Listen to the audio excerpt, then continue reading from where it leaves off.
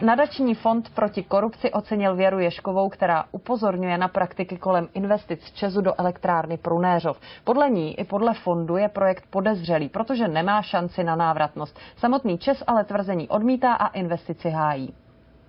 Rekonstrukce hnědouhelné elektrárny Prunéřov, zakázka za 25 miliard, odbornice na těžbu a akcionářka ČEZu Věra Ježková ale zjistila, že v nedalekém dole dojde uhlí dřív, než se náklady na rekonstrukci vrátí. Jsem naivně očekávala, že vedení ČEZu řeknou ano, tady v klidu se sedněte, teď si to vyříkáme. Jenže místo toho následovaly podle Věry Ježkové výhrušky nebo nabídky lukrativní spolupráce. Mi bylo sděleno ale za předpokladu, že pomlčíš o tom, že v části dobývacího prostoru se těží bez procesu EIA a bez povolení a nebude se hovořit o tom, že jsou tady nedostatečné zásoby uhlí. Nadační fond proti korupci odměnil cenou za odvahu s tím, že Věra Ježková upozorňuje na podezřelou investici i přes nátlak a hrozby. Případ paní Ježkové je nádherná ukázka odvahy člověka a člověka, který se postavil obrovskému molochu. Paní Ježková podle mě chce být pouze zajímavou. Mnoho odborných posudků dalo za pravdu nám